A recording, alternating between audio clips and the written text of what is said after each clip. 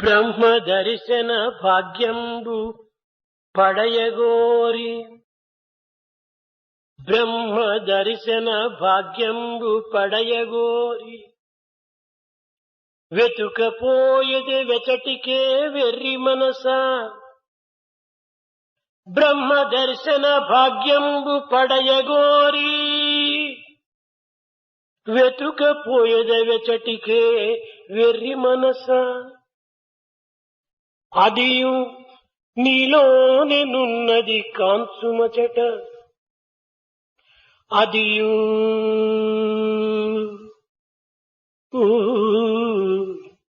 అదియు నీలోనెనున్నది కాంచుమచట సత్యమును దెల్పు బాట సత్యమును దెల్పు బాట ఈ సాయి మాట సత్యమును దెల్పు బాట ఈ సాయి మాట. Seeking the fortune of God's vision, where do you go in search, O foolish mind? That is verily within you. Look for it there. These words of Sai reveals the path of truth. ప్రేమయను పంట పండింప అలవి కాదు ప్రేమను పంట పండింప నలవి కాదు అంగడందున దీనిని అమ్మరాదు ప్రభువులైనను సామాన్య ప్రజలునైనా అహము వినడాడి త్యాగులై అరయవలయు ప్రేమయను పంట పండింప నలవి కాదు అంగడులయందు పెట్టి అమ్ముటకు సాధ్యంబు లేదు ప్రభువులైనను సామాన్య ప్రజలునైనా అహము విడనాడి త్యాగులై అరయవలయు అహము విడనాడి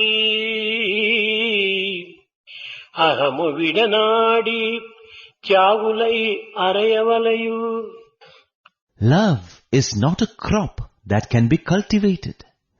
Neither can it be traded in shops. Be they masters or commoners, the ego is to be given up, thus becoming men of sacrifice. దివ్యాత్మ స్వరూపులారా, Embodiments of the divine Atma. కర్మక్షేత్రమున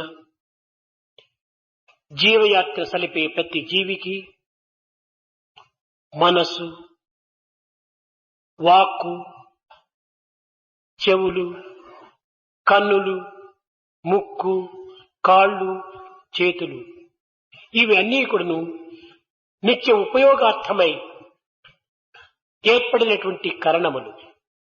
For every individual undertaking the pilgrimage of life in this field of action, mind, speech, ears, eyes, nose, feet and hands are instruments created for the purpose of regular use. కారణములనగా పనిముట్లు. Karanamalu means instruments. తన జీవయాత్రలో ఉపయోగించుకునేటువంటి యొక్క కరణములు కనుకనే దీనికి ఉపకరణములని కూడాను మరొక పేరు. As these instruments are used in the journey of life, they are also referred to as upakaranas. ప్రాకృతమైన ఈ జగత్తునందు ఏ విధమైన విజయమును సాధించవలనను కరణం, కారణం, కర్త ఈ మూడు కూడాను అత్యవసరం. To achieve anything in this manifest world, the instrument, cause and doer, these three are most essential. ఈ కరణమును ఉపయోగించుకునేటువంటి వాడు కర్త. The one who uses these instruments is called karta or the doer. ఉపయోగింపబడేటువంటి వాడు కారకుడు. Doer is the one who uses them. కారకుని యొక్క కోరిక కేవలము కారణము. The desire of the doer is the cause. కరణ, కారణ, కర్త ఈ మూడింటి యొక్క ఏకత్వాన్ని మానవుడు గుర్తించడమే ప్రధాన లక్ష్యము. Recognizing the unity of the instrument, cause and doer is the primary purpose of man. సామాన్యముగా కన్నులు చూస్తున్నవని, చెవులు వింటున్నవని, నోరు మాట్లాడుతున్నదని నిత్య జీవితంలో మనం ఈ పదములను ఉపయోగపెడుతుంటాం. In everyday parlance we say, the eye sees, the ears hear, and the tongue speaks. కానీ చూచునవే కన్నులైనా, మాట్లాడునదే నోరైనా, వినునవే చెవులైనా మానవుడు మరణించిన తరువాత ఈ చెవులు, ఈ కన్నులు, ఈ నోరు ఉన్నది. కానీ తాను తమ తమ కర్మమును తాము ఆచరించటం లేదు. Even though the eyes perform the act of seeing, the tongue that of speaking, and the ear listening, when a person dies, the eyes, ears and tongue do not perform their functions even though they are present. ఇవి కనిపించక, వినిపించక, కేవలము పలుకక ఉండినటువంటి దానికి కారణం ఏమిటి? What is the reason behind their ceasing to see, hear and talk? దీనిని పలికించే, వినిపించే, అనిపించే, తలపించేటువంటి ఒక శక్తి ఇందులో ఏదో ఒకటి అంతర్భూతమై ఉంటున్నది మానవుని యందు. There seems to be some power latent in man which makes them speak, hear, see and think. అది ఈ దేహమునందు ఉండినంత వరకే కన్నులు చూడగలుగుతున్నాయి, చెవులు వినగలుగుతున్నాయి, నోరు మాట్లాడగలుగుతున్నాయి, చేతులు పనిచేయగలుగుతున్నాయి, కాళ్ళు నడచగలుగుతున్నాయి. Only as long as this power exists in man, the eyes are able to see, the ears are able to hear, the tongue is able to speak, the hands are able to perform actions, and the legs are able to walk. కనుక సమస్త కరణములకును ప్రాణము పోసి వాటి వాటి కర్తవ్య కర్మలను ఆచరింపజేసేటువంటి యొక్క దివ్య శక్తి మానవుని యందు ఒకటి ఉన్నది. So, there is one divine power that fills life into all these instruments and enables them to perform their functions and actions. దానిని సామాన్యముగా ప్రాణము అని పిలుచగలుగుతున్నాం. That is generally referred to as prana or the life principle. అయితే ఈ ప్రాణము ఎక్కడి నుంచి వచ్చుచున్నది, ఎక్కడికి వెళ్ళుచున్నది, ఎవరు పంపుచున్నారు? Where does this life principle come from? Where does it go? And who sends it? ఇదే కేనోపనిషత్తు వేసినటువంటి ప్రశ్న. This is the question posed by the Kenopanishad. కనుక ఈ పలికించే, వినిపించే, అనిపించే, తలిపించే, మురిపించే ఈ దివ్యమైనటువంటి శక్తి ప్రాణమునకున్నదా, లేక ప్రాణముల కంటే అధిపతి అయినటువంటి మరొక శక్తి ఏమైనా ఉన్నదా అని విచారణ సలుపుతూ వచ్చింది. It further inquired whether the prana or the life principle has the power to enable speaking, hearing, thinking and feeling, or if there is a power greater than even the prana. సూర్యుడు ప్రకాశిస్తున్నాడు. The sun shines. సూర్యుని యొక్క వెలుతురు ఆధారం చేతనే చంద్రుడు ప్రకాశిస్తున్నాడు. Using the sun's light as the basis, the moon shines. చంద్రుని యొక్క ప్రకాశమే భూమిపైన పడుచున్నది. The moonlight falls on earth. అప్పుడు భూమి కూడాను ప్రకాశిస్తూ ఉన్నది. Then the earth shines too. అయితే ఈ భూమి ప్రకాశము దేని వల్ల ప్రకాశిస్తున్నది? What then is the cause for the earth's glow? చంద్రుని యొక్క ప్రకాశము చేతని. It is the light from the moon. చంద్రుని యొక్క ప్రకాశము దేని వల్ల ప్రకాశించుచున్నది? Where does the moon get its light from?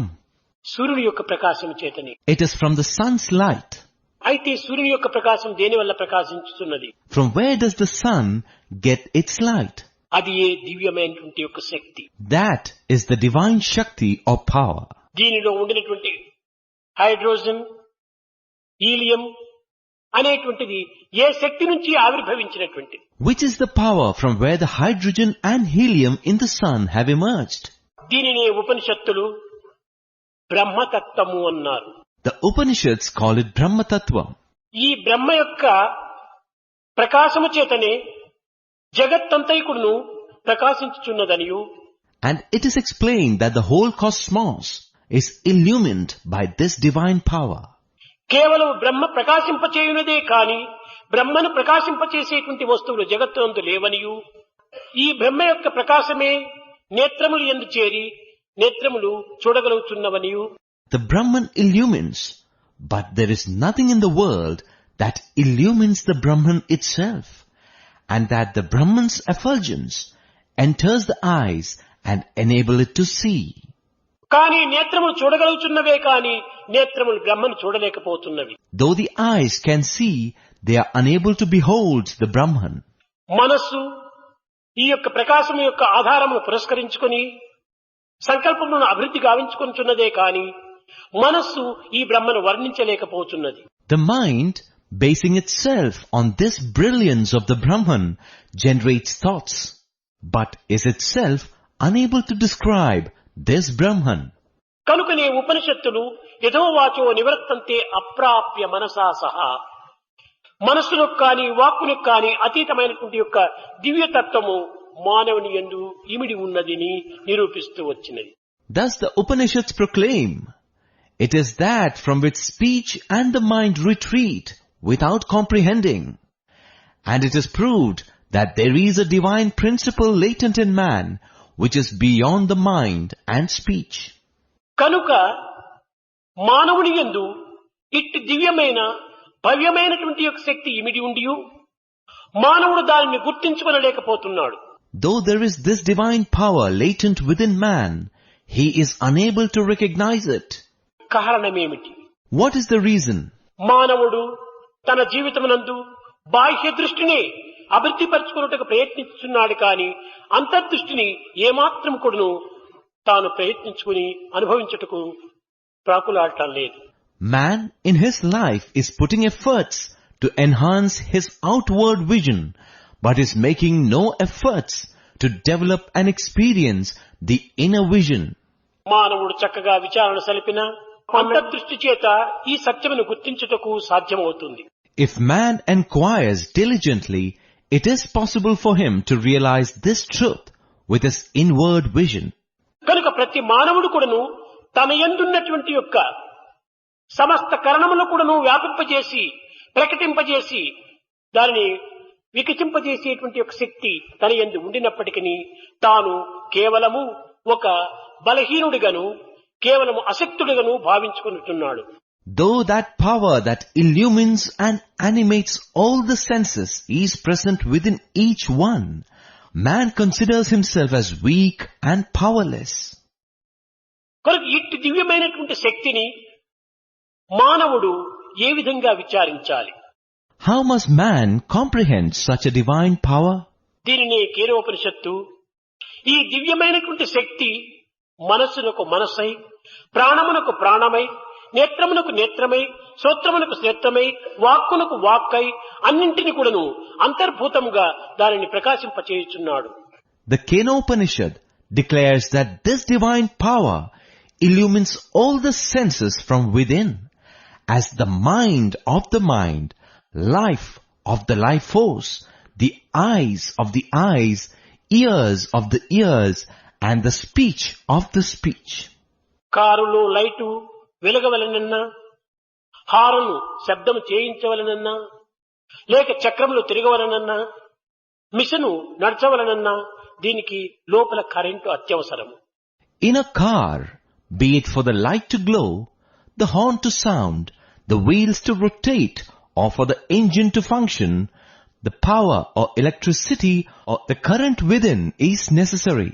వెలిగే లైటు, నడిచే చక్రములు, కదిలే ఇంజను, పలికే హారను అన్నీ కూడాను కరెంటు పైన ఆధారపడి ఉన్నవనేటువంటి సత్యమును గుర్తించినప్పుడే మన ఈ సర్వకరణములు కూడాను దివ్యమైనటువంటి యొక్క ఆత్మశక్తి చేత ఇవి తమ తమ ప్రభావం చేత తమ తమ కర్తవ్యాన్ని నిర్వర్తించుతున్నవనే సత్యం కూడాను మనకు అర్థమవుతుంది.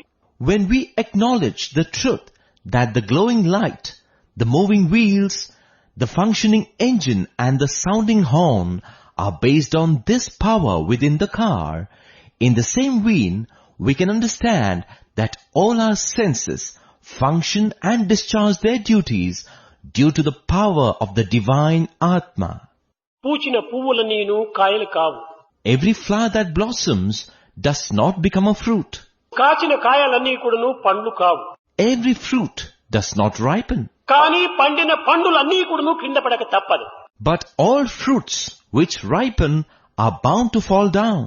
ఇది ఏ మానవత్వంలో ఉన్నటువంటి ప్రధాన రహస్యం. This is the most important secret which is inherent in human life. కారణ కర్తవ్యములు ముగిసేగానే When the time, cause and duties end, కాయము అనేటువంటిది నిశ్శక్తిహీనమై, నిర్వీర్యమై, ప్రాణరహితమై, నిర్జీవమై నిలిచిపోతుంది.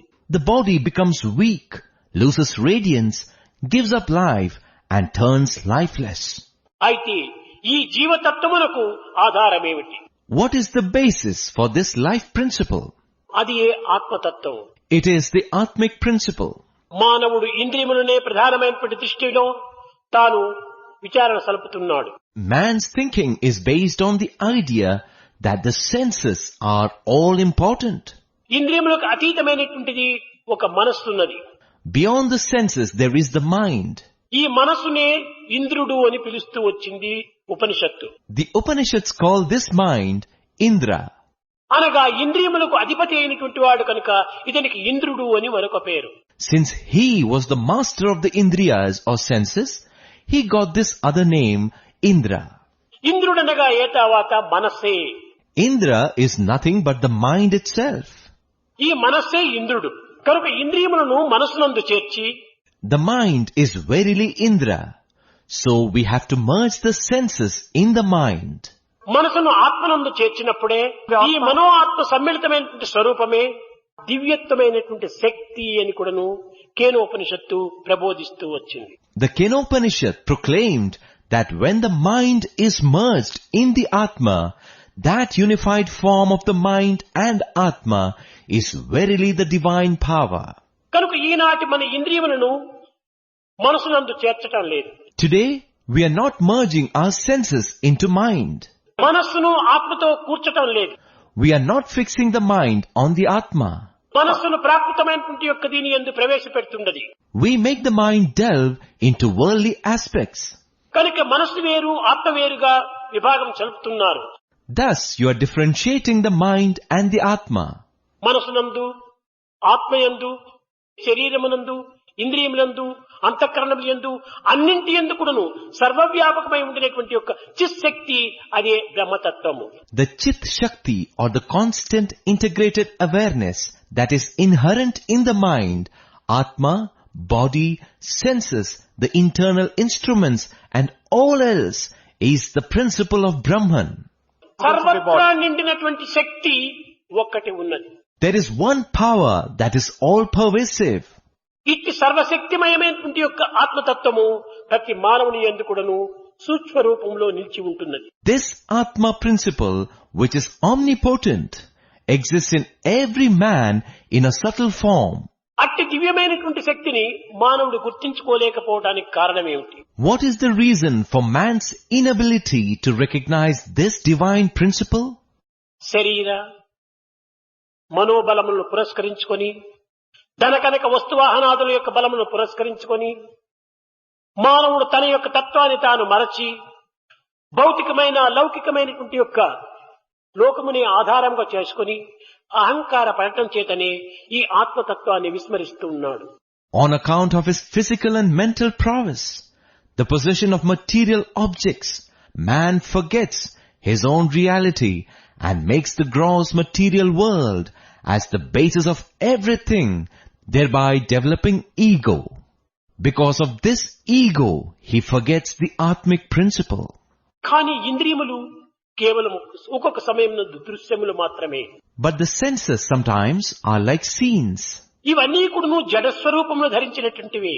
They all have donned a form of inertness. ఈ పదార్థమును చూస్తున్నది కన్నులు.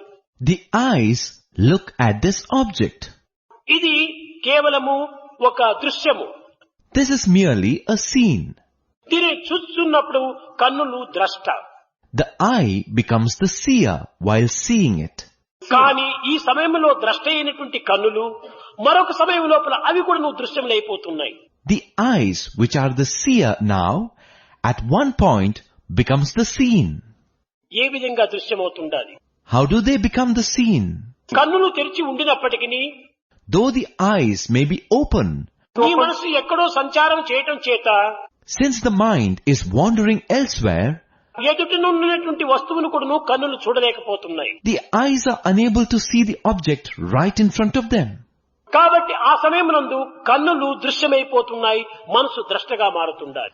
So at that point, the eyes become the seen and the mind becomes the seer. మరొక సమయం లోపల మనసునే దృశ్యమైపోతుంది, బుద్ధి ద్రష్టగా రూపొందుతుంది. At other times, the mind becomes the seen and the intellect becomes the seer. విచారణా శక్తి లేనటువంటి పరిస్థితి యందు మనసు దృశ్యమైపోతుంది, బుద్ధి ద్రష్టగా మారుతుంది. During times when discrimination power is absent, the mind becomes the seen and the intellect becomes the drashta or the seer. అనగా నిద్రావస్థ యందు మనస్సు లేదు. In the sleeping state, the mind doesn't exist. మనస్సు కేవలం ఒక దృశ్యం మాత్రమే రూపొందుతుండాలి. The mind exists merely as a scene. కానీ బుద్ధి కేవలం చైతన్యమైనటువంటి స్థితిలో వెలుగుతూ ఉంటుండాలి. But the intellect is present, shining as the consciousness. కనుక ఆ సమయం నందు బుద్ధి ద్రష్ట, మనసు దృశ్యము. So at that time, the intellect is the seer and the mind is the seen. సమాధి స్థితి యందు బుద్ధి కూడా దృశ్యమైపోతుంది, ఆత్మ ద్రష్టగా మారుతుంది. In the state of samadhi, the intellect too becomes the seen and the atma becomes the seer. కనుక అన్నింటికి ఆత్మనే ద్రష్ట. Therefore, the atma is the drashta or the seer of all. ఈ మనస్సు ఇంద్రియములన్నీ కూడా కేవలము దృశ్యములే. The intellect, mind and senses are merely the drishyam or the seen. కనుకనే వీటన్నింటికి కూడా కరణములు అని పేరు పెట్టారు, పనిముట్లు మాత్రమే. Therefore, they all have been named instruments. They are merely tools.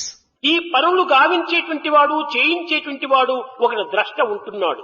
There is a drashta or seer who oversees and gets these works done. ఆ ద్రష్టనే లేకపోతే పనిముట్లు ఎన్ని విధమైనటువంటి విలువైనటువంటి అయినప్పటికీ అన్నీ కూడా నిరుపయోగమేగా మారిపోతాయి. Without this drashta, however valuable the instruments may be, they turn useless. కొన్ని కోట్ల ధనమును వ్యయం చేసి ఒక పెద్ద మిషన్ తెచ్చి పెట్టాము. Spending crores, we procure a big machine. దాని విలువ పెద్దదే, గొప్పదే. It is indeed valuable. కానీ అందులో కరెంటే గిరి లేకపోతే అది నిరుపయోగమైన ఇనుప ముద్దగా మారుతుంది. But without electricity, it would become a useless block of iron. కనుక దేహము కూడాను అటువంటిదే. The body too is similar. ఇందులో దివ్యమైనటువంటి ఒక చైతన్య శక్తి అనేటువంటి ఆత్మశక్తియే ఇందులో సర్వ కరణములు కూడాను పరిచయించకుండా నిలిచిపోయినప్పుడు ఇది కూడాను ఒక మాంసపు ముద్దగా తయారవుతుంది. When this divine conscious atmic power within it ceases to work through all the senses, this body too becomes a mere mound of flesh. ఇది ఒక తోలు తిత్తిగా రూపొందుతుంది. It becomes a bag of skin. కనుక ఇలాంటి ఒక విలువైనటువంటి ఒక దేహమునకు విలువను కల్పించి దాని యందున్నటువంటి కరణములంతా కూడాను సక్రమమైన మార్గములో ప్రవేశపెట్టి జీవిత మార్గములో దీనిని సరైనటువంటి కరణములుగా సార్థకం గావించుకోవటమే మానవుని యొక్క ప్రధాన కర్తవ్యం. Therefore, bringing value to this otherwise valueless body, employing the senses present in it in the righteous path, and finding fulfillment of these instruments in the journey of life is the primary duty of man. అయితే మానవునికి ఈ ప్రాకృతమైనటువంటి యొక్క భావము అంత సులభంగా మారేటువంటిది కాదు. But in man, this worldly nature does not change easily. పచ్చ కర్పూర పుంబడి పాదు చేసి కమ్మ కస్తూరి ఎరువుగా గుమ్మరించి మంచి పన్నీరు నీర్వోసి పెంచుచున్న నుజ్జగించుని కనకంపు ఉల్లిపాయ. You may cultivate onions in a field of dry camphor. using fragrant musk as manure and rose water for irrigation. But won't the resulting onions still smell like onions? దీని వాసన ఎక్కడ పోతుంది? Where will its smell go? పచ్చ కర్పూరమే భూమి, కమ్మ కస్తూరే ఎరువు, పన్నీరే నీరు, ఇన్ని విధములైనటువంటి దీంతో ఈ ఉల్లిపాయను పెంచినప్పటికీ ఉల్లిపాయ వాసన ఏనాటికి పోదు. Dry camphor is the earth. Fragrant musk is the compost or manure. Rose water for watering. Even if you grow the onion plant with all these, the smell of onion will never go.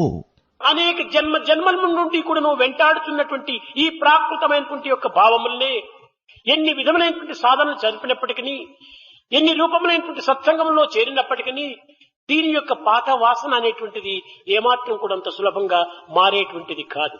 These worldly feelings that have been carried over many births do not change their vasana or smell all that easily, in spite of all the various spiritual practices undertaken and the good company entertained. కనుకనే మొట్టమొదట మానవుడు దేహ సంబంధమైనటువంటి విషయాన్ని చక్కగా అర్థం చేసుకోవాలి. Hence, first and foremost, man should understand clearly the matters relating to the body. ఈ దేహము ఏమిటి? What is this body? మలమూత్ర దుర్గంధ మాంసరక్తములతో కూడినటువంటిదా?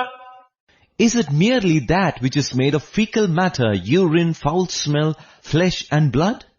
అవును, మలమూత్ర దుర్గంధ మాంసరక్తములతో కూడినటువంటిది. Yes, it is indeed made of fecal matter, urine, foul smell, flesh and blood. కానీ అందులోనే మాణిక్యమైనటువంటి ఆత్మతత్వం కూడాను ప్రకాశిస్తుంది. But in it, that precious gem of Atmic principle too shines. మాణిక్యమైనటువంటిది Mandla లోపల కాసేటువంటిది కాయలు కావు. Precious gems are not fruits born on trees. మట్టిలో పుట్టేటువంటివే మాణిక్యములు. అవి మృణ్మయములైనప్పటికీ చిన్మయంగా రూపొందుతాయి. Precious gems are born in the dirt of the earth. Though they are mrinmaya or born of earth, they are chinmaya or sparkle with purity. నీ దేహము మృణ్మయమైనప్పటికీ ఆత్మ చిన్మయంగా రూపొందుతుండాలి. In the same way, the body is mrinmaya or made of dust, but the indwelling atma is chinmaya or pure. ఈ చిన్మయ తత్వాన్ని చక్కగా అర్థం చేసుకోవటమే మానవునికి ప్రధానమైనటువంటి యొక్క రహస్యము. Man's main duty is to understand this chinmaya tathwa or the principle of pure consciousness. లేకపోతే జంతువునాం నరజన్మ దుర్లభము. ఈ నరజన్మం యొక్క దుర్లభం ఏమిటి ఇందులో? It is said that of all beings, to be born as a human is a rare opportunity. What makes it so? ఈ విలువైనటువంటి దానిని మనం గుర్తించినప్పుడే మన వాల్యూ కూడా సరైన రీతిలో గుర్తించినటువంటి వారం అవుతాం. Only when we recognize this invaluable opportunity, we will understand our own value. కనుక తన యందున్నటువంటి యొక్క విలువైనటువంటి యొక్క తత్వాన్ని తాను మర్చిపోతున్నాడు. Man today is forgetting about the value which is inherent in him. మాణిక్యం వంటి తన యొక్క హృదయాన్ని మసిబొగ్గులు కమ్ముకుంటున్నాడు. He is bartering his heart, which is like a gem for mere charcoal. కనుకనే తన యొక్క విలువను తాను గుర్తించుకోలేకపోతున్నాడు. That is the reason he is not able to realize his own value. మానవుని యొక్క విలువ ఏమిటంటే ఏదో కొంతవరకు ఎవరైనా ఒకరు మరణించారు యాక్సిడెంట్ లో అంటే అతనికి 5,000 రూపాయలు గవర్నమెంట్ ఇస్తుండాలి. వాని విలువ 5,000 రూపాయలా? What is the worth of man? When a man dies in an accident, the government gives 5,000 rupees. Is his worth merely 5,000 rupees? మానవుని యొక్క జీవితం ఇంతేనా? Is that all man's life is? ఇది కాదు విలువ. This is not the value. దీనికి విలువనే లేదు. It is invaluable. ఎంత విలువ ఇచ్చినప్పటికీ దీనికి చాలదు. No value ascribed to it is appropriate. అట్టి విలువలేనటువంటి యొక్క పవిత్రమైన మానవ జీవితాన్ని విలువ నిమిత్తమై మనం విలువకు దింపుతున్నాం. Such a priceless and sacred human life, we bring down its value by ascribing a price to it. ఒక్కొక్క సమయం నందు మనము చాలా భద్రమైనటువంటి ఇనుప పెట్టెలు తెచ్చి పెట్టుకుంటుంటాము ఇంటిలో. Sometimes we purchase a secure iron safe and keep it in our homes. ఆ ఇనుప పెట్టె వెల తక్కువే. The price of the iron safe is pretty low. కానీ ఇనుప పెట్టెలో పెట్టినటువంటి నగలు విలువ చాలా అధికమైనటువంటిది. But the value of the ornaments we keep inside it is very high. విలువలేని ఇనుప పెట్టె ఈ దేహము. పెట్టెలోన నగలు పెట్టినట్టు దేహమందు దివ్య దేవుడుండెను సుమా. This body is like a valueless iron safe. Like how jewels are kept in the safe, in the body is the divine Lord. ఈ దేహమనే ఇనిపివిట్టలో దేవుడనేటువంటి ఒక పెద్ద విలువైన నగ ఉంటుండాలి. In the iron safe of this human body, there is a great precious jewel called God. దానికి మనం విలువ ఇవ్వాలి కానీ ఇనుప పెట్టి కాదు విలువ ఇవ్వాల్సింది. We need to give value to that and not to the iron safe. కేవలం విలువైనటువంటి ఆభరణములు విలువైనటువంటి బంగారు పెట్టెలోనే పెడితే రెండిటికీ విలువ ఉండదు, దొంగలు దోచుకుని పోతారు. If the valuable ornaments are stored in a valuable golden safe, both will have no value. Thieves would steal it. కనుకనే విలువైనటువంటి ఈ యొక్క సుగుణములన్నింటి ధనమును విలువలేని ఇనుప పెట్టెలో పెట్టాలి. Therefore, we need to store the valuable wealth of good qualities in a valueless iron safe. అది సృష్టి యొక్క రహస్యము. That is the secret of creation. కేవలము దేహము అనిత్యము. The body is temporary. ఆత్మ సత్యం. Atma is truth. నిత్య సత్యమైనటువంటి యొక్క ఆత్మ కేవలం అనిత్యము అశాశ్వతమైనటువంటి దేహమునందు ఇమిడి ఉంటుండాలి. The Atma, which is eternal and real, is placed in the ephemeral and finite body. దాని నిమిత్తమై మనము దేహమును కూడాను కాపాడుకొనవలెను. For the sake of the Atma, we need to protect the body too. దేహము అలక్ష్యం చేయరాదు. The body cannot be neglected. ఎంతవరకు? Till when? సత్యాన్ని మనం గుర్తించేంత వరకు కూడాను దేహాన్ని మనం పోషించాలి, దేహాన్ని సంరక్షించుకోవాలి. Till we realize the truth, we need to nourish the body and protect it. అంతేకాని దేహమే ప్రధానమని దేహిని విస్మరించటము ఇది సరి అయినటువంటి మానవత్వమునకు అర్థం కాదు. Instead, considering body as of primary importance and forgetting the indweller is not the true meaning of human nature. ఇది మనలో అహంకారం చేరినప్పుడు అన్నియు మనకు మరుగైపోతుంటాయి. When ego sprouts in us, we forget everything. ప్రకాశించేటువంటి సూర్యునకు దట్టమైన మేఘములు అడ్డు వచ్చినప్పుడు సూర్యుడు కూడాను మనకు కనిపించడు. When the effulgent sun is covered by thick clouds, even the sun becomes invisible to us. కానీ సూర్యుడు మనకు కనిపించకుండా పోయినంత మాత్రమున సూర్యుడు లేడా? Just because we are unable to see the sun, does that mean the sun isn't there? ఉన్నాడు, కానీ మేఘములు అడ్డు రావటం చేతనే మనకు కనిపించటం లేదు. He is very much there, but because of the clouds, we were unable to see. అయితే ఈ మేఘములు శాశ్వతమైనటివా? Are these clouds permanent? కాదు కాదు, పాసింగ్ క్లౌడ్స్, కదిలిపోయే మేఘములు. No, they are passing clouds. మేఘములు కదిలిపోయిన తక్షణమే సూర్యుడు ప్రకాశిస్తాడు. As soon as the clouds move away, the sun shines. కనుకనే మానవత్వములో మన ఈ అహంకారము అభిమానం అనేటువంటి దట్టమైన మేఘములు చుట్టుకొనటం చేతనే మనకు ఆత్మతత్వం అనేటువంటిది అర్థం కాకపోతున్నది, కనిపించలేకపోతున్నది. In the case of human nature, surrounded by the thick clouds of our ego and attachment, we are unable to understand the Atmic principle. We are unable to perceive it. కనిపించకపోయినంత మాత్రాన లేదని మనం భ్రమిస్తున్నాము. Since it is invisible to us, we are under the illusion that it doesn't exist. దేవుడెక్కడంచు దేవులాడుటయేలా, దేవుడు నీవే అయి ఉంటున్నావు. Why are you in search of God? You are verily God. కనుక నీవే ఆ యొక్క స్వరూపమైపోయి నిన్ను నీవు వెతుక్కోవడానికి ప్రయత్నిస్తున్నావు. As you are yourself a form of God, you are in fact searching for yourself. ఒక చిన్న ఉదాహరణము. Here is a small example. సర్వ పదార్థములు కూడినటువంటి ఒక స్టోర్ రూమ్ లో పోయి మనం వెతుకుతూ ఉంటే అన్ని పదార్థములు మనకు కనిపిస్తాయి. If we were to go and search in a store room that has many objects, we will find all the objects. కానీ ఒక్క పదార్థం మాత్రం మనకు కనిపించదు. One object alone we wouldn't be able to see. ఏమిటది? What is that? ఏ పదార్థమును ఎవడు వెతుకుతున్నాడో వాడు మాత్రం కనిపించడు, ఇంకా అన్ని కనిపిస్తాయి. The person who is searching for the objects is not seen. Everything else is seen. కనుక ఈ జగత్ అనేటువంటి స్టోర్ లో నువ్వు ప్రవేశించి అన్నింటినీ వెతుకుతున్నావు.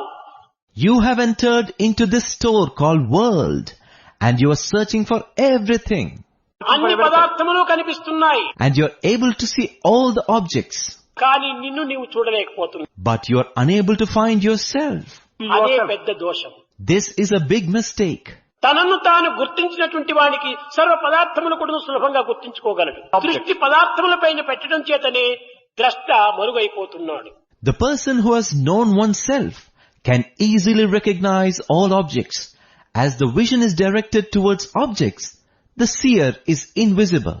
టార్చ్ లైట్ మనం వేసుకుని దారిని నడుచుకుంటూ పోతుంటాం. కానీ ఈ టార్చ్ లైట్ దారిని చూపుతాండది కానీ నిన్ను చూపటం లేదు. Walking on the street with a torchlight, you can see the road, but not yourself. ఆ టార్చ్ లైట్ నీ వైపున మరల్చుకున్నప్పుడు నీకు నీవే కనిపిస్తావు. Turn the torchlight on yourself, and you can see yourself. ఇది దివ్యమైనటువంటి యొక్క దృష్టి. This is the divine vision. ఈ దివ్య దృష్టిని అంతర్ముఖము గావించుకున్నప్పుడు ఆనందమయమైన, అమృతమయమైన, అమరమయమైన యొక్క ఆత్మతత్వము మనకు చక్కగా అర్థమవుతుంది, ప్రకాశిస్తుంది. When you turn this divine vision inward, the blissful, nectarous and immortal Atmic principle will be understood and shine forth. ఒకానొక సమయమునందు Once upon a time, దేవాసుర యుద్ధము జరిగినప్పుడు when there was a war between the gods and demons, దేవతలకు విజయం సంభవించినదని విజయోత్సవం సల్పుకుంటున్నారు దేవతలు. declaring that they had won, the gods were observing a celebration of victory. ఈ విజయోత్సవం లోపల విజయమునకు కారణమైనటువంటి దీనికి గుర్తించుకొనలేక మాకు విజయం సంభవించినది, ప్రాప్తించినదని అహంకారంతో విర్రవీగుతూ వెర్రివారి వలె గంతులు వేస్తూ వచ్చారు. In these celebrations, not recognizing the true cause for their victory, they swaggered around with the ego that they had emerged victorious. అహంకారంతో వీర విహారం సలుపుతూ వచ్చారు. Egoistically, they proclaimed their valor. ఈ సత్యాన్ని గుర్తించినటువంటి యొక్క Brahma, who noticed this fact, వీరికి కేవలము జ్ఞాన నేత్రములను తెరిపించాలని, to open their eyes of wisdom, Satya ప్రబోధన సలపాలని, to impart a lesson in truth, ఆత్మానంతమును చేకూర్చాలని, to confer the bliss of the Atma, ఈ అంధకారమును దూరము గావించాలని, to remove their ignorance, సంకల్పించుకుని యక్ష రూపమును ధరించి వారి ముందు నిలిచాడు. he decided and appeared before them, taking the form of a yaksha or a celestial being. ఈ యొక్క అహంకారంతో వీరవిహారం జరుపుతున్నటువంటి ఒక అగ్నిదేవుడు ఈ యక్షునికి ముందు వచ్చాడు. Agni, the god of fire, who was full of ego, came before the yaksha. అతనిని చూచి యక్షుడు, నాయన నీవెవరు అని ప్రశ్నించాడు. Seeing him, the yaksha questioned, son, who are you? ఓ వ్యక్తి, నేనెవరో నీకు తెలియదా? నీకు తెలియకపోయినప్పుడు నేను చెప్తాను విను. సమస్త ప్రపంచమును కూడాను క్షణములో భస్మం గావించేటువంటి యొక్క శక్తి కలిగినటువంటి యొక్క మహావీరుడను, నా పేరు అగ్నిదేవుడు అన్నాడు. Hey you, don't you know who I am? Listen, I will tell you. I am the valorous one who has the power to reduce to ashes this entire creation in a moment.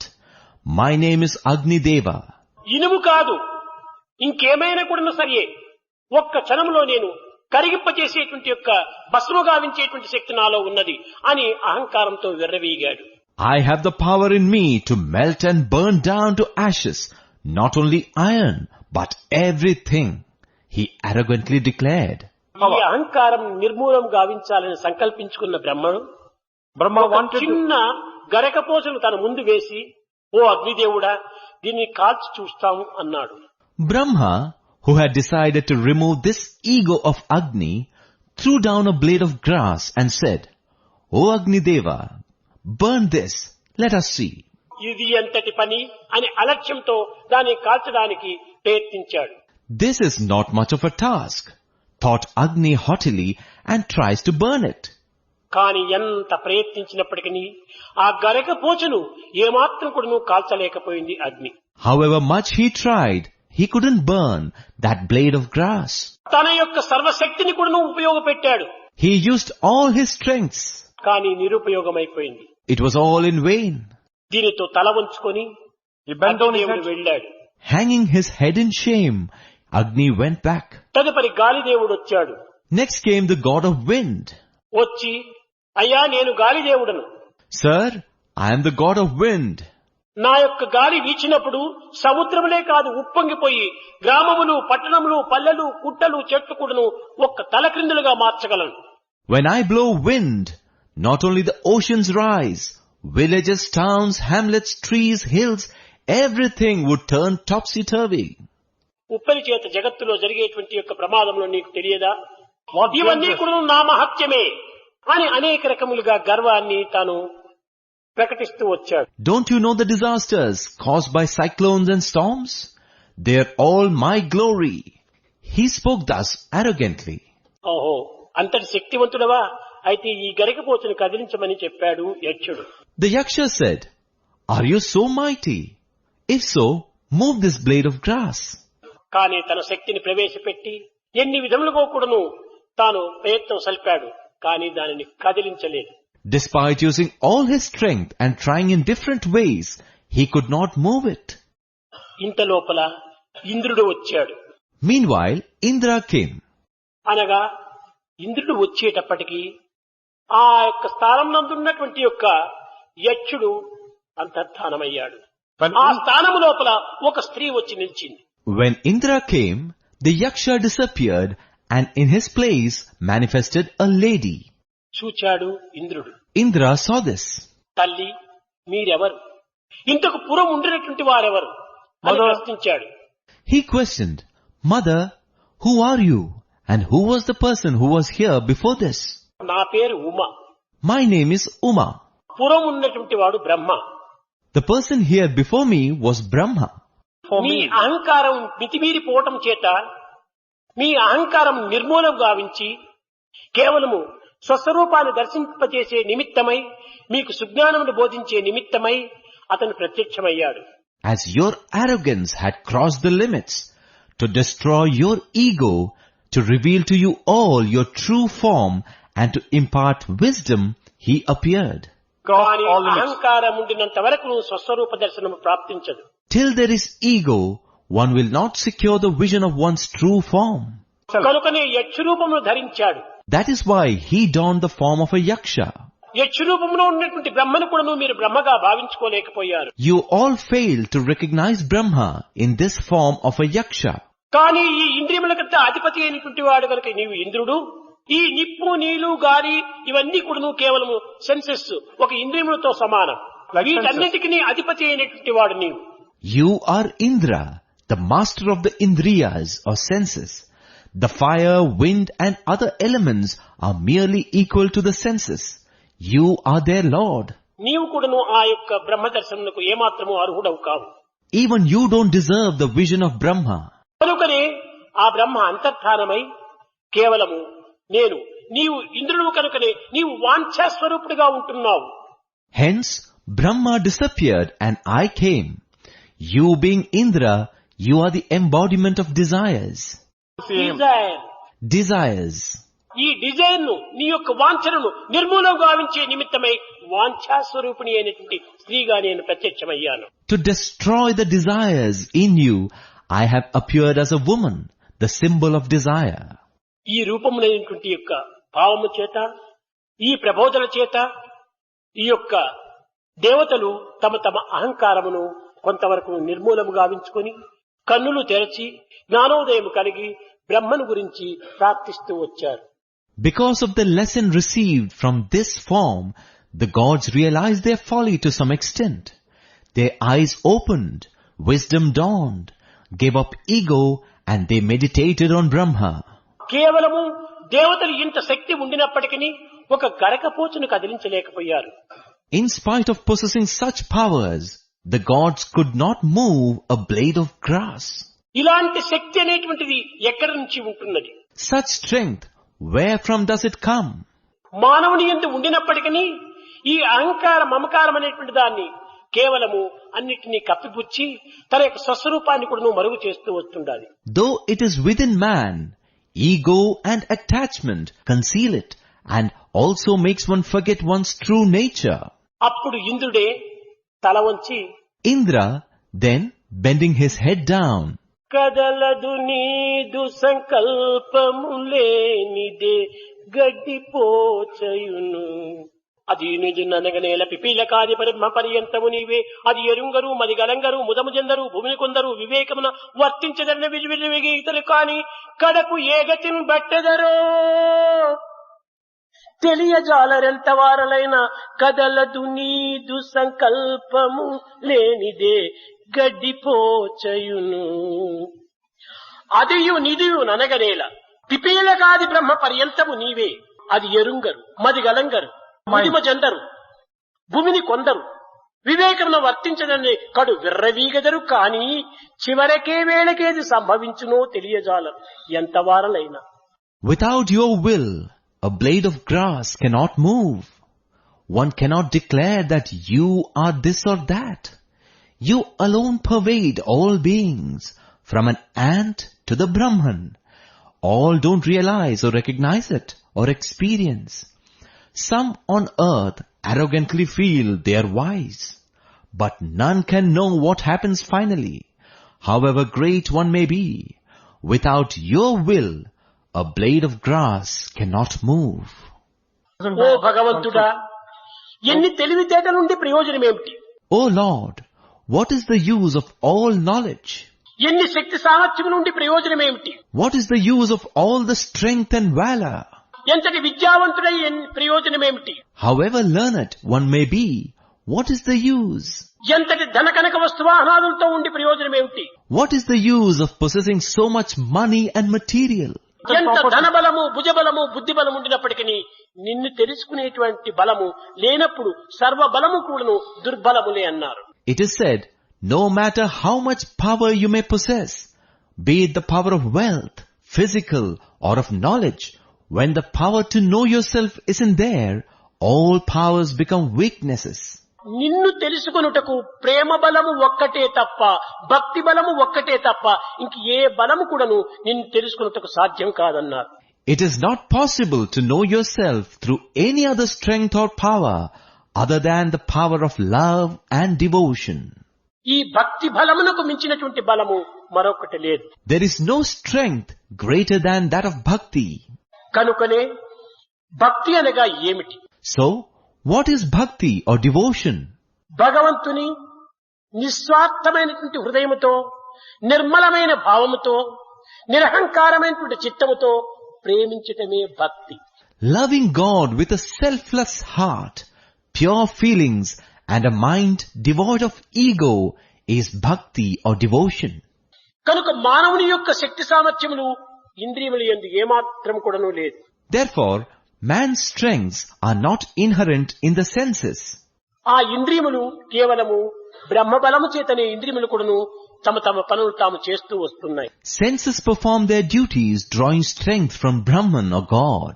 కనుక మన ఇంద్రియములన్నీ కూడాను కరణములు అనేటువంటి యొక్క సత్యాన్ని మనం గుర్తించండి, పనిముట్లు అని భావించండి.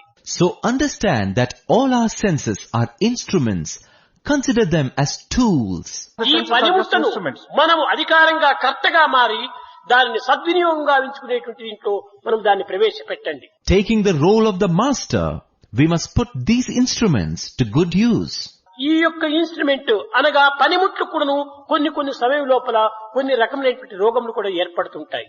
Even the instruments are prone to diseases at times. అనగా ఈ పనిముట్లకు వచ్చేటువంటి రోగం ఏమిటి? What kind of diseases come upon these instruments? ఒక్కొక్క తోటి గడ్డపార ఉంటుంటాది. There is a crowbar. ఇదొక పనిముట్టే. This is an instrument too. కానీ దానికి ఉపయోగపెట్టి మొద్దు బారిపోయి ఉంటాది. Due to extensive usage, it may have become blunt. ఆ మొద్దు బారటమే దీనికి రోగం. Becoming blunt is its disease. దాన్ని తిరిగి అగ్నిలో వేసి సుత్తితో కొట్టి దాన్ని చక్కగా సూటిగా మార్చుకోవాలి. We need to throw that into the fire, beat it with hammer, get it straight and sharp. ఈ రోగమునకు ఈ విధమైనటువంటి యొక్క ఔషధమే దానికి సరైనటువంటి ఔషధం. For such a disease, only this kind of medicine would work out. అదే విధంగానే మన కన్నులు ఉంటున్నాయి. Similarly, we have eyes. కన్నులకు కూడా ఒక రోగం ఉంటుండాలి. Eyes too have a disease. కన్నులు ఆరోగ్యంగా ఉంటున్నప్పుడు తెలుపు తెలుపు, నలుపు నలుపు, ఎరుపు ఎరుపుగా, పసుపు పసుపుగా కనిపిస్తుంది. When the eyes are healthy, white appears white, black appears black, red appears red and yellow appears yellow. కానీ జాండీసే వచ్చిందంటే అంతా పచ్చగా కనిపిస్తుంది. But when we have jaundice, everything looks greenish. అది ప్రకృతి దోషమా? కాదు, ఇంద్రియ దోషము. Is it the fault of nature? No, it is the fault in the senses. మన నాలుక ఆరోగ్యంగా ఉండినంత వరకు కూడాను తీపి తీపి, కారం కారము, చేదు చేదుగా కనిపిస్తుంది. As long as we are healthy, sweet is sweet, spicy is spicy, and bitter is bitter to the tongue. కానీ అందులోనే మలేరియా ఫీవర్ ఏమైనా వచ్చి చేరిందంటే అన్ని తీపులు కూడాను చేదుగా రూపొందుతాయి. But when we contract malaria, everything that's sweet too tastes bitter.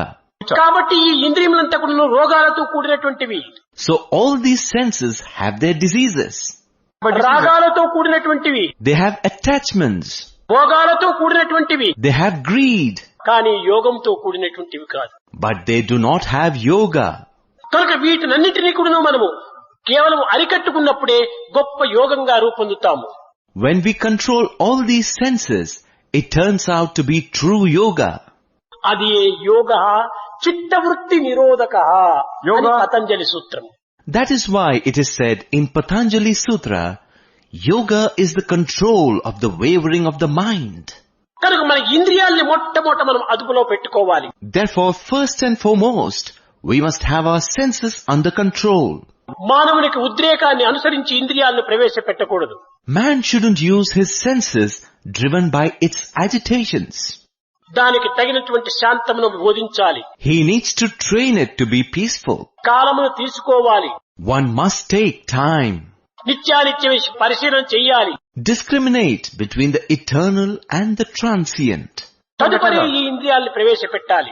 Thereafter, the senses have to be put to use. అప్పుడే ఇది సరి అయినటువంటి రీతిలో వినియోగం జరుపుకున్నవారు. Only then we would be ones who have used them appropriately. విద్యార్థులారా, ఈ వయసు లోపల విద్యార్థుల యొక్క ఇంద్రియములు మహాసూటిగా ధాటిగా ఉండేటువంటివి, ఘాటుగా కూడా ఉండేటువంటివి. Students, at this age, the senses of the students are at its prime and are sharp. They are powerful too. మానవుని యొక్క కన్నులు మహా పాపమైనటువంటివి. Man's eyes are very sinful.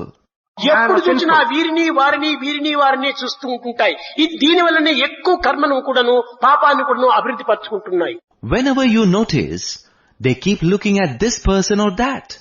It is because of this the eyes accumulate karmas and sins. మరి కొంతమంది విద్యావంతులు కన్నులను ఇచ్చింది ఎందుకోసం తెలిసినా చూసే కోసం అంటారు. A few educated individuals will say, do you know what for these eyes are given? It is for seeing. చూసే కోసమే నిజమే, కానీ మంచిని చూడు, చెడ్డని ఎందుకు చూస్తావు? True, the eyes are indeed given for seeing, but see the good. Why should you see bad? నోరిచ్చిండే తినేది ఎందుకోసం అంటే తినే కోసమే ఇచ్చావు, కానీ గడ్డిని తింటావా? Why have you been given the mouth? It is for eating, but will you eat grass? మనం తింటావా? వేడం తింటావా? తినవు. ఇక్కడ మంచి విషయాన్ని, మంచి రూపాన్ని, మంచి యొక్క పదార్థాన్ని మనం అనుభవించాలి. Will you eat excrement? Will you eat cow dung? No, we won't. We should enjoy good things, good sights and good food. కనుకనే ప్రతి ఒక్క ఇంద్రియమును కూడా సన్మార్గములో ప్రవేశపెట్టాలి. So each of the senses have to be applied in the right path. మనం చేసే సమయంలో దీని బాధలు మనకి ఏమాత్రమూ తెలియదు. We will not realize the problems when involved in the actions. కానీ దీని ఫలితం మున్ముందు తప్పక అనుభవించక తప్పదు. But there is no escape from facing the consequences in time. చెడ్డ మాటలు మనం కంట్రోల్లో పెట్టుకోండి. Keep bad words under control. చెడ్డ శ్రవణాన్ని మనం కంట్రోల్లో పెట్టుకోండి. Keep bad listening under control. చెడ్డ థాట్స్ మనం కంట్రోల్లో పెట్టుకోండి. Keep bad thoughts under control. చెడ్డ పనులను మనం కంట్రోల్లో పెట్టుకోండి. Keep bad actions under control. ఇది నిజమైన యొక్క ఆధ్యాత్మిక మార్గము. దీనిని పురస్కరించుకొని This is the true path of spirituality. It is in this regard it is said, see no evil, see what is good. see no evil, see what is good. Hear no evil, hear what is good. Hear no evil, hear what is good. Think no evil, think what is good. Think no evil, think what is good. Talk no evil, talk what is good. Talk no evil, talk what is good. Do no evil, do what is good. Do no evil, do what is good. This is the way to God. This is the way to God. ఈ విధమైనటువంటి దానిని మనం తగినటువంటి రీతిలో మనం ప్రయత్నపూర్వకంగా సాధించినప్పుడు మున్ముందు దీని బాధలకు మనము ఎన్నో కష్టములు అనుభవించవలసి వస్తుంది. If we do not achieve this in the right direction, through our efforts, eventually we will have to face a number of problems. యవ్వనము చాలా అహంకారంతో కూడినటువంటిది. Youth is an age filled with ego. అందులో మానవుని యవ్వనము క్షణభంగురమైనటువంటిది. మించువలే మించిపోతుంది, అతి త్వరగా దాటిపోతుంది. That too, man's youth disappears in moments. It melts like ice. It passes off quite swiftly. కానీ ఇట్టి క్షణభంగురమైనటువంటి యొక్క ఇంద్రియముల యొక్క వాంఛలకు యవనమునకు మనం కేవలము మురిసిపోయి మనము భవిష్యత్తును మనము భస్మం చేసుకుంటున్నాము. Falling prey to the pull of the senses and youth that are so momentary, we are ruining our future. కనుక ఈ యొక్క సమయం లోపలే మనం దీనన్నిటినీ అదుపులో పెట్టుకోవడానికి తగిన కృషి చేయాలి. So within this time itself, we must make efforts to bring the senses under control. ఇదియే కేనోపనిషత్తు ఋషులకు కానీ మానవులకు కానీ దేవతలకు కానీ ప్రబోధించినటువంటి సద్బోధ. This is the precept of Kenopanishad to all, be it sages, humans or gods. ఇంతే కాదు, Not only this, దేవతలకు మానవులకు కూడాను చక్కని సరైన ఆదర్శాన్ని కూడాను నిరూపిస్తూ వచ్చింది. it has also been presenting ideals for both gods and humans. ఓ మానవుడా, నీవు చేసేటువంటి పాప ఫలం కాని పుణ్యఫలం కాని గోవుతో పాలు పిండినంత తక్షణమే పాలిచ్చేటువంటి గోవు వంటిది కాదు ఇది.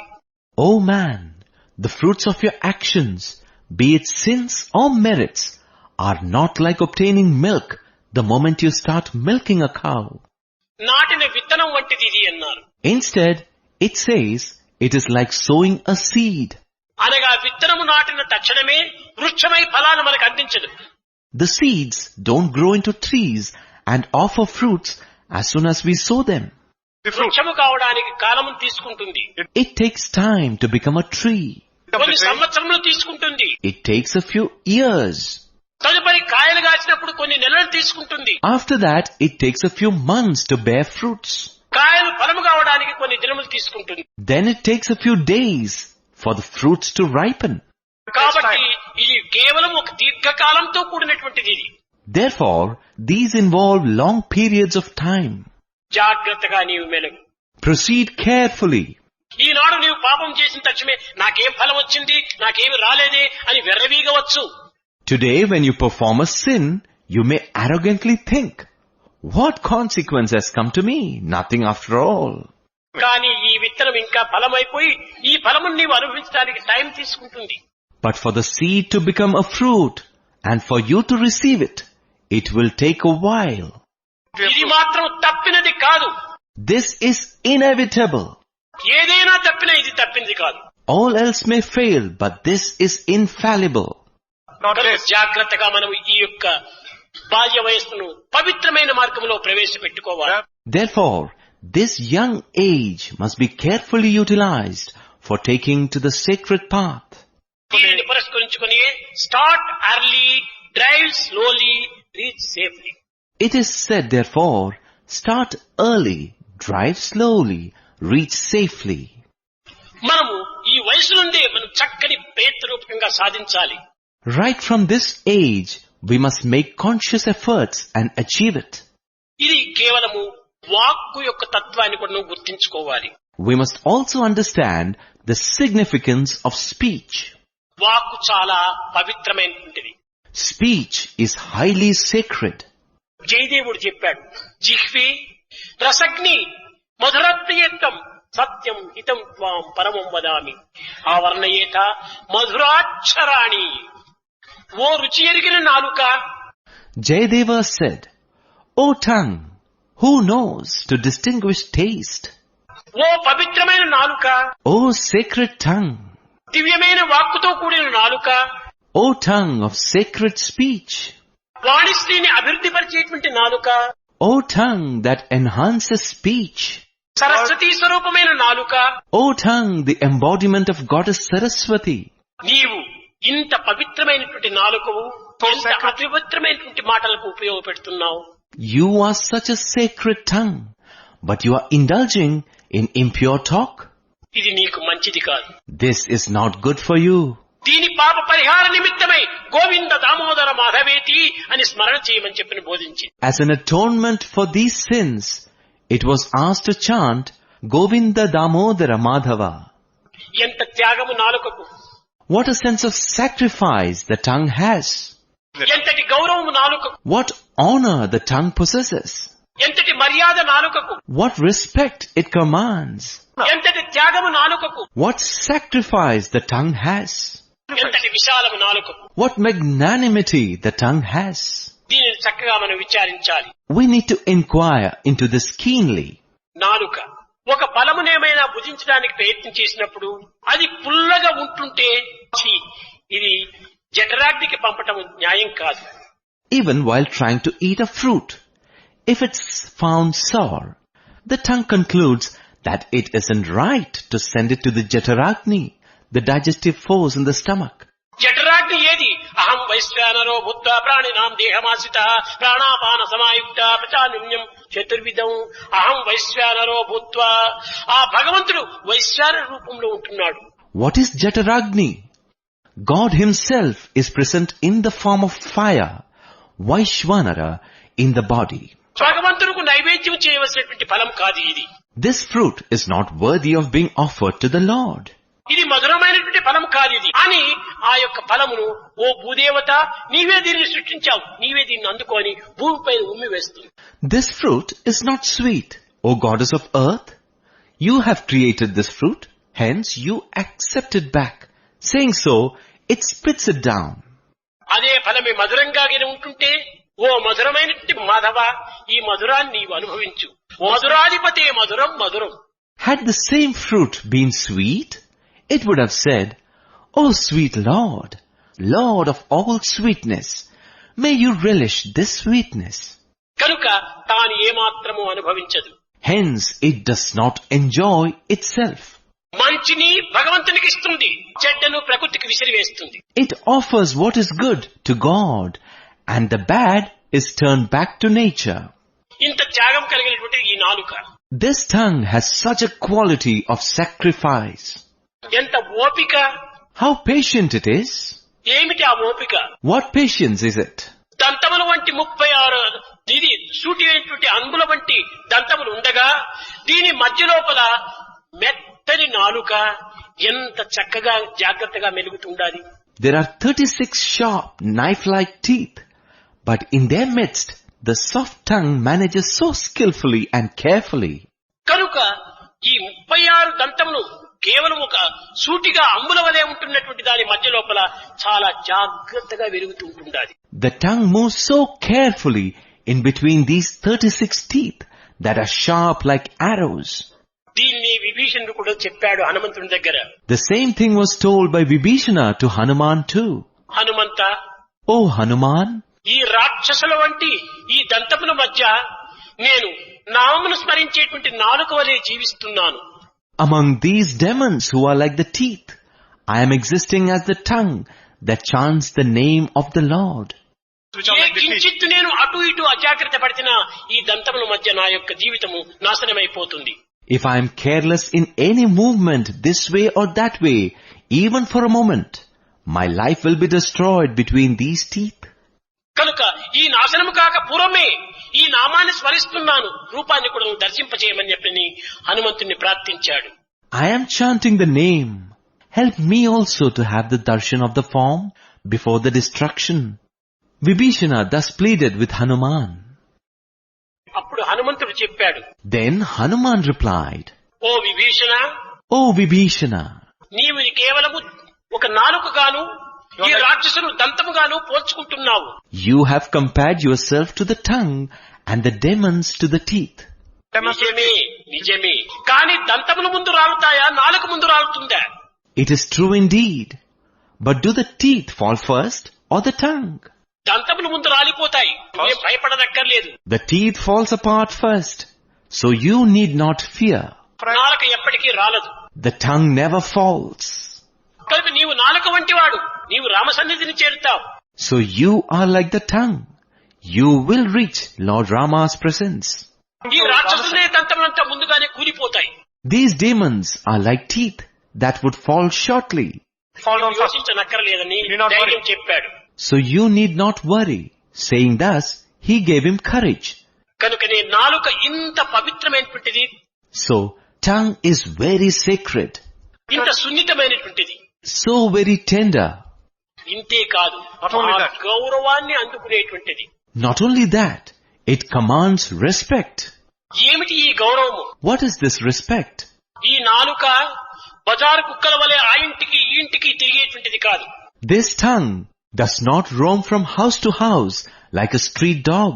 తన ఇంటి లోపల తాను ఉండి పెదవులకు తలుపులకు బయట కూడా తాను రాదు, అంత గౌరవంగా జీవిస్తుంది. It stays at home and does not even step out of the door, the lips.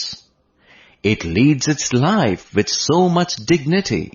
చూసావా, ఎప్పుడైనా ఎన్ని మాటలో మాట్లాడుతుంది, కానీ ఒక్క తూరైన తలుపులు దాటి బయటికి ఏమైనా వస్తుందా? It may speak any number of words, but does it step out of the doors even once?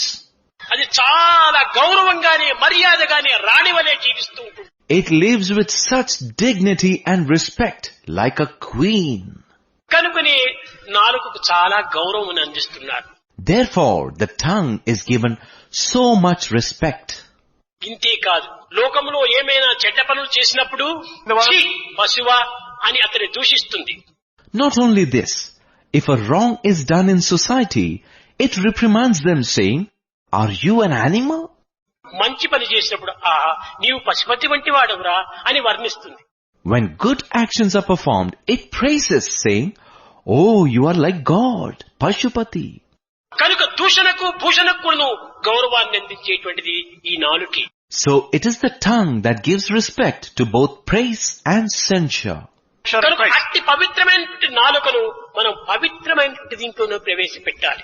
Therefore, a tongue as sacred as this must be utilized for the sacred purposes alone. ఇది ఉపనిషత్తుల యొక్క వాక్యములు, ఎంత సులభమైనటువంటి వాక్యములు, ఎంత సున్నితమైనటువంటి వాక్యములు, ఎంత మధురమైన వాక్యములు. These are the words of Upanishads. How simple are these words? How sacred and sweet they are. ఇంత మధురమైనటువంటి వాక్యములు కలిగినటువంటి ఉపనిషత్తులను ఈనాడు మనం విస్మరిస్తున్నాము. The Upanishads, which contain such sweet words, are being forgotten by us today. సర్వవేద సారమైనటువంటి ఉపనిషత్తులు. Upanishads are the essence of all the Vedas.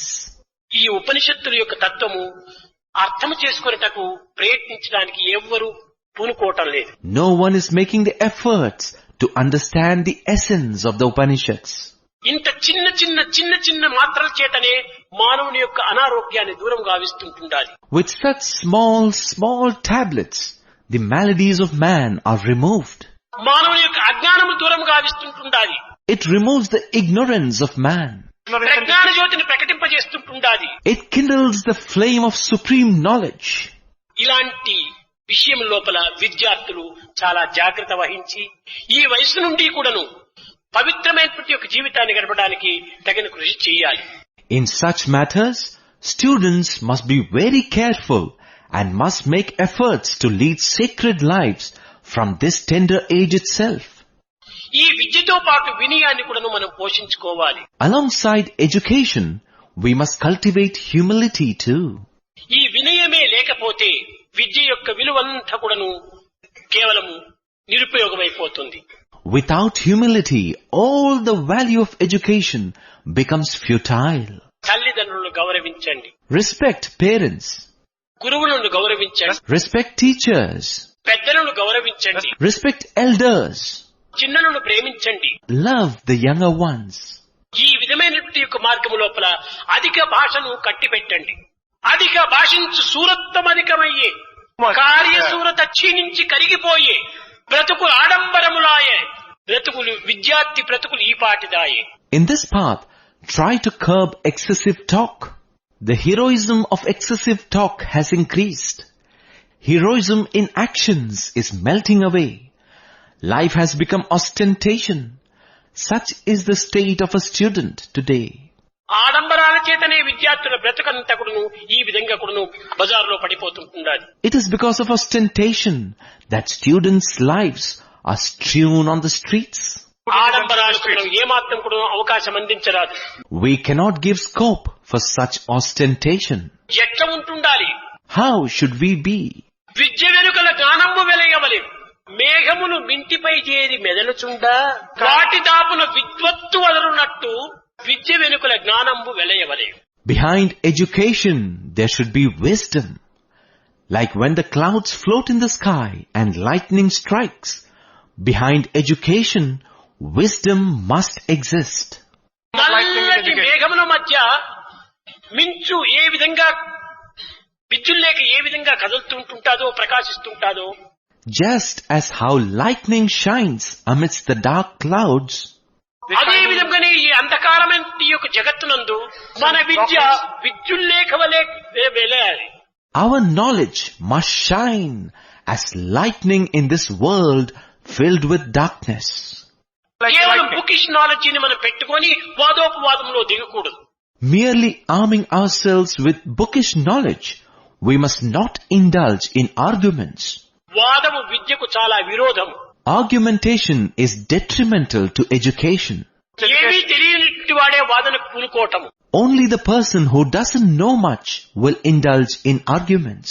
అన్నీ తెలిసినటువంటి వాడు నిశ్శబ్దంగా ఉంటుంది. The one who knows everything remains silent. ఏమీ లేని పాత్ర ఎగిరెగిరి దుంకుతుంది. The empty vessel will jump up and down. ఏమీ లేని ఆకు ఎగిరెగిరి దుంకుతుంది. The leaf that doesn't have anything on it flutters up and down. అన్ని వడ్డించిన ఆకు అణిగిమణిగి ఉంటుంది. The leaf on which all delicacies have been served will remain put. కనుక మనము అన్ని వడ్డించుకున్నటువంటి యొక్క పూర్ణమైన వ్యక్తి వలె మనం ప్రకాశించాలి. So, we must shine as the complete individual on whom all has been placed. ఇది ఏ విద్యార్థుల యొక్క భవిష్యత్తునకు సరి అయినటువంటి రాజమార్గం. This is the royal path for the future of students. ఈ వయసులో మనలో అహంకారము, అభిమానము, ఆడంబరం అనేటువంటి అమితంగా ఉంటాయి. In this age, there will be an excess of ego, attachment and ostentation. ఇది ఆహార విహారముల యొక్క దోషాలు. These are the flaws born of food and habits. కానీ ఆ దోషాలను కూడా కొంచెం పరిహారం గావించుకోవాలి. But we need to negate these flaws to some extent. మనం దోషులు కాకూడదు. We shouldn't become defective. పవిత్రులు కావాలి. We should become sacred. అది నిజమైన ఆదర్శం ఈనాటికి లోకానికి అవసరం. That is the ideal the world requires. విద్యార్థి లోకం ఏ రీతిగా ఉంటుండాలంటే బయట ప్రపంచంలో చూసినప్పుడు భయంకరంగా ఉంటుండాలి. When we see the student world in the society outside, it is horrifying. కానీ మన విద్యార్థులు అభయంక స్వరూపులుగా రూపొందాలి. But our students should transform into fearless individuals. భయపడేటువంటి వారికంత అభయాన్ని అందించాలి. They should give courage to those who are fear-stricken. మనం ప్రేమతత్వంతో అందరినీ ఆకర్షించుకోవాలి.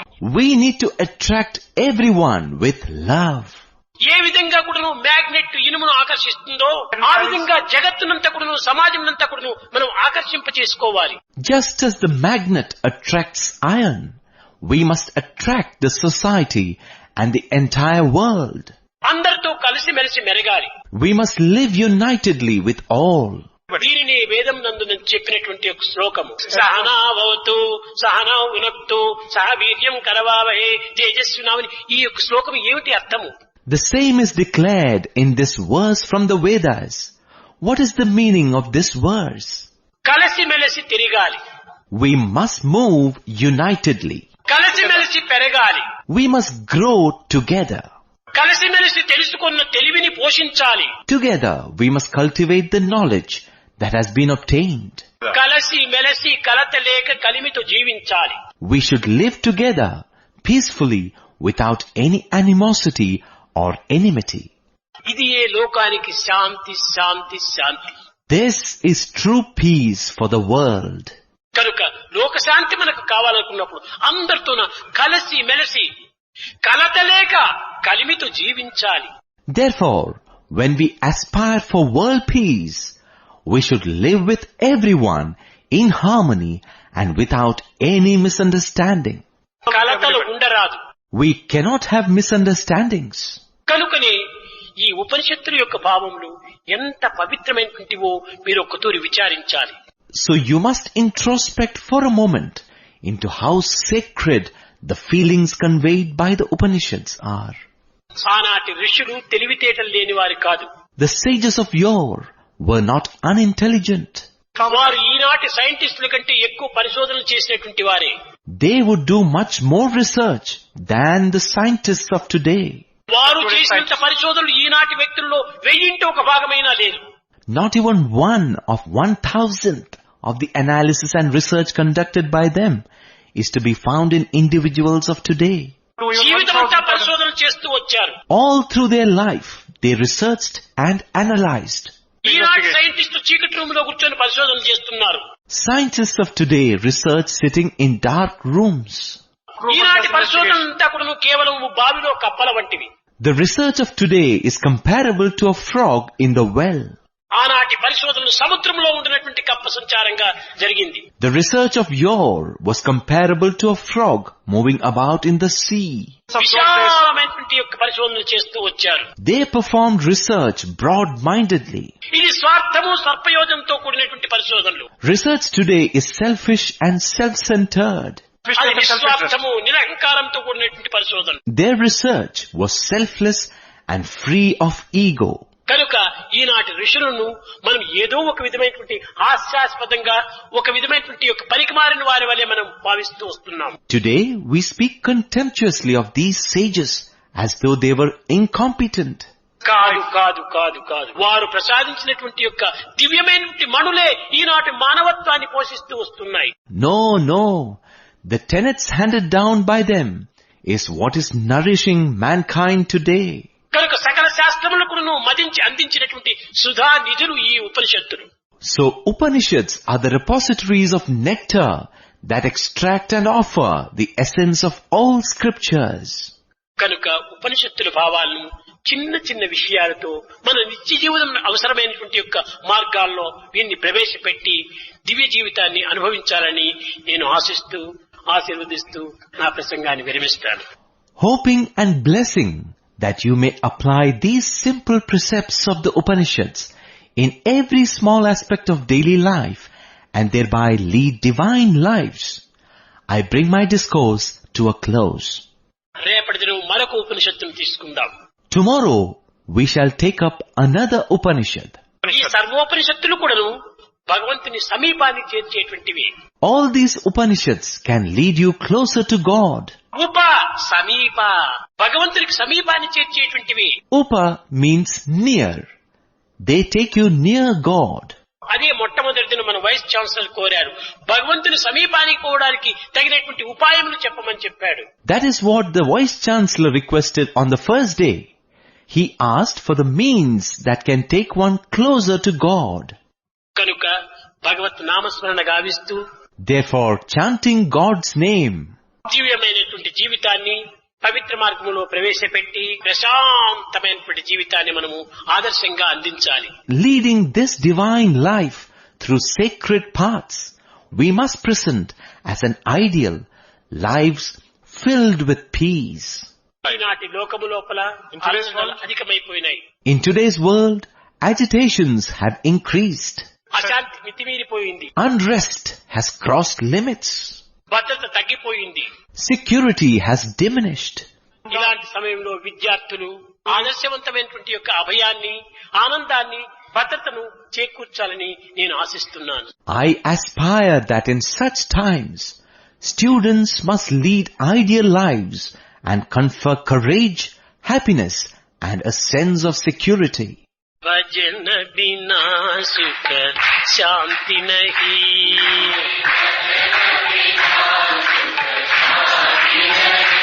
हरि भजन बिना सुख शांति नहीं, हरि नाम बिना आनंद नहीं,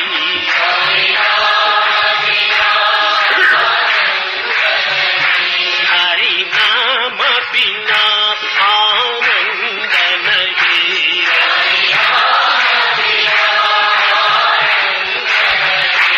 हरि भजन बिना सुख शांति नहीं,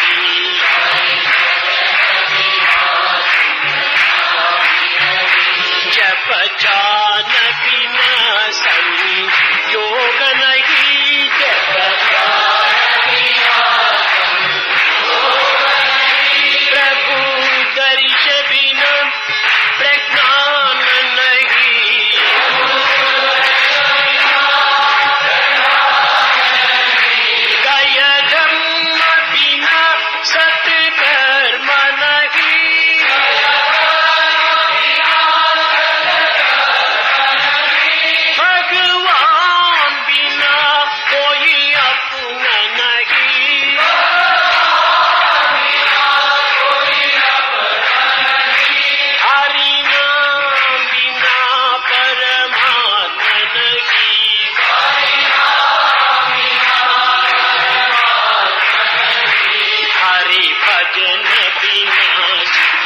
शांति नहीं,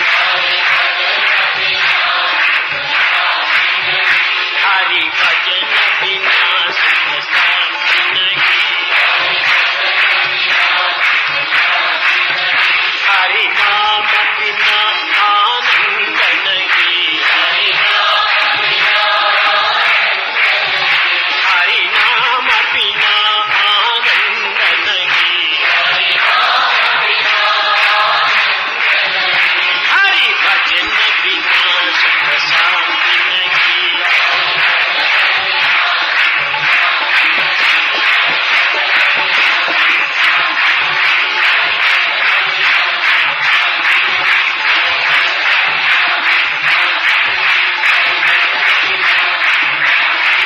हरि नाम बिना आनंद नहीं, हरि भजन बिना सुख शांति नहीं, सुख शांति नहीं।